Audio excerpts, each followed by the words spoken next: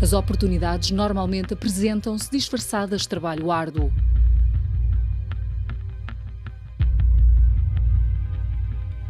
A frase surge no Guia do Formando, distribuído pelo Instituto de Intervenção Social. Trabalho algum, mas oportunidades muito poucas ou nenhumas. No primeiro mês houve uma formação interna e que não tinha sido completa às horas todas. Nessa altura eu comecei a perceber que efetivamente as coisas não iam acabar bem. Eu cheguei lá e disseram-me: hoje não há formação, hoje não está cá ninguém, a doutora Cristina não está cá. E desde então nunca mais houve hipótese sequer de contacto nenhum, porque nem perspectivas de ser integrada em funções, propriamente dito, nem continuidade de qualquer formação.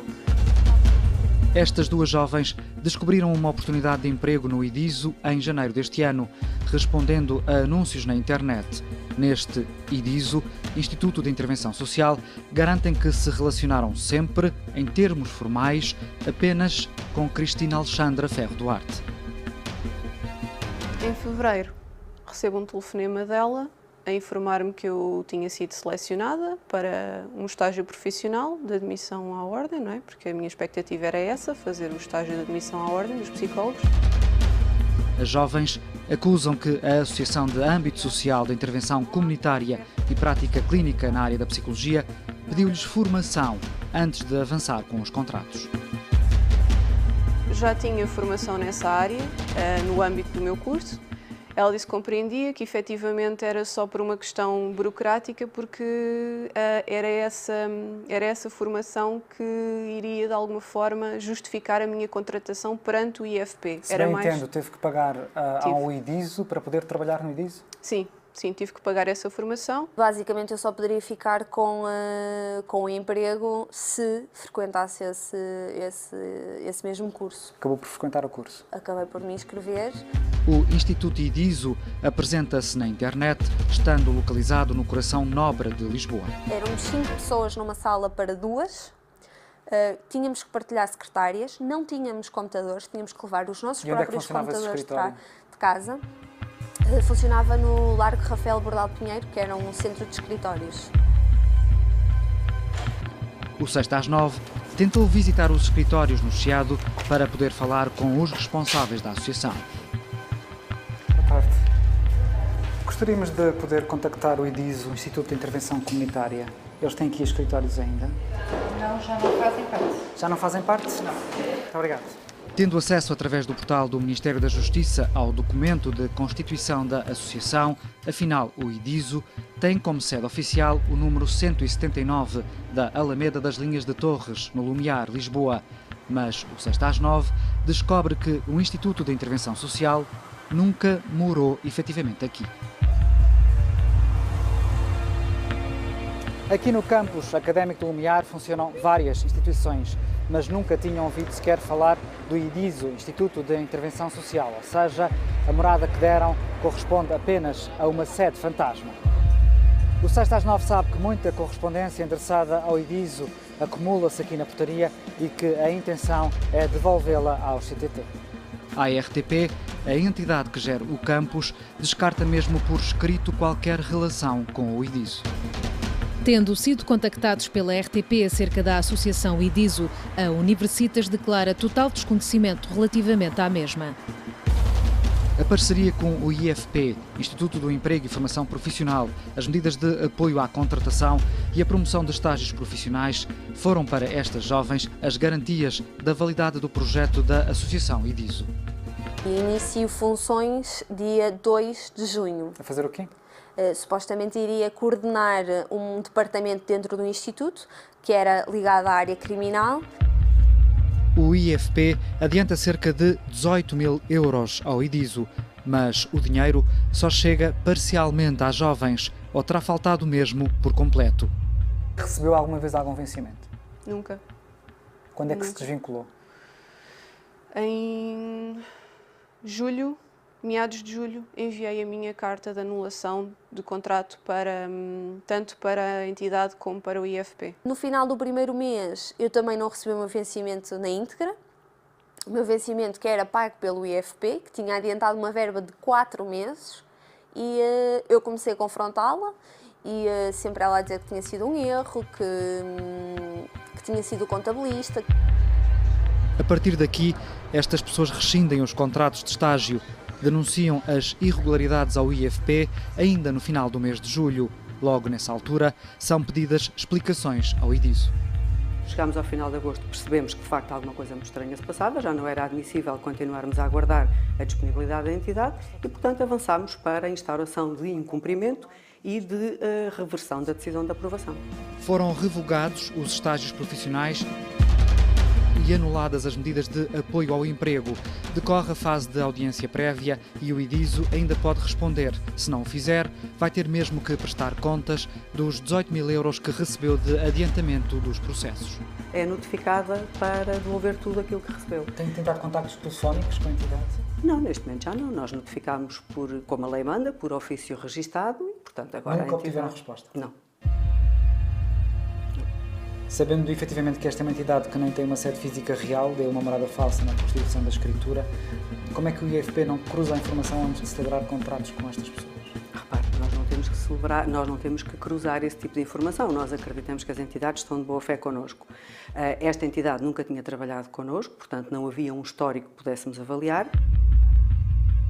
Sem a retribuição a que tinham direito e tendo frequentado formação que dizem não ser acreditada, as lesadas continuam a reagir. Apresentam queixa na Polícia de Segurança Pública e na Autoridade de Segurança Alimentar e Económica. A ASAI procedeu à instauração do processo de contraordenação pela prática de ações consideradas enganosas.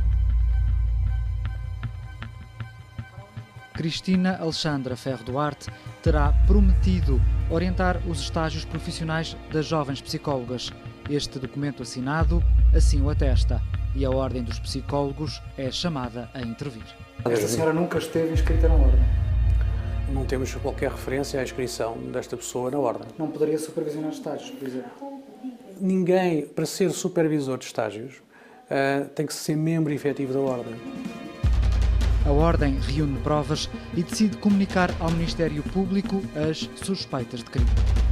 Como essas pessoas não estão sob a alçada da Ordem, remetemos todos esses processos para o Ministério Público. O que fizeram aqui, porque a senhora não tem nenhum protocolo convosco, nem pode sequer supervisionar estágios. Sim, exatamente. Este processo, como os outros 24 que já enviamos para o Ministério Público e que são sempre processos em que, havendo a suspeita de que a pessoa está numa prática ilegal da profissão, porque é isso que se trata, de uma prática ilegal da profissão, serão todos sempre remetidos para o Ministério Público. À investigação do 6 às 9, a Procuradoria-Geral da República responde assim. A participação deu origem a um inquérito, o qual se encontra em investigação. Não estando inscrita na Ordem, não pode orientar estágios. Cristina Duarte até se afirma nos planos de formação como mestre em Psicologia pela Universidade de Lisboa, mas a Academia desconhece esta aluna. A pessoa referida não consta dos arquivos da Faculdade de Psicologia nem da Faculdade de Psicologia e de Ciências da Educação.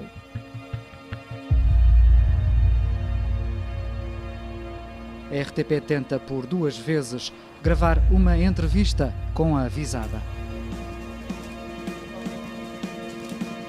Eu disse que voltava a ligar-lhe para saber da sua disponibilidade ou não para uma entrevista gravada connosco sobre o IDISO. Posso citar a dizer que não tem nada a comentar para a entrevista e posso também citar aquilo que me disse de que confia nas autoridades para que investiguem tudo o que têm a investigar? Cristina Duarte recusa entrevista gravada, diz ao telefone que não é diretora da associação, mas não adianta os contactos dos responsáveis. No artigo 6º do documento de Constituição está escrito que apenas uma assinatura vincula o IDISO. É Cristina que seleciona as candidatas em entrevista, assina os contratos de estágio, rubrica vários documentos, dá formação. Para o IFP, a representante legal da associação é Cristina Duarte. As decisões de aprovação são assinadas por quem vincula a entidade e são reconhecidas notarialmente. E o notário reconhece que aquela pessoa tem poderes para o ato. O IDISO consegue mesmo assegurar junto do agrupamento de escolas Dom Dinis, em Marvila, Lisboa, algumas componentes de apoio à família. No projeto apresentado ao agrupamento constam os nomes da Fundação Gulbenkian, do Instituto Camões e da Fundação EDP.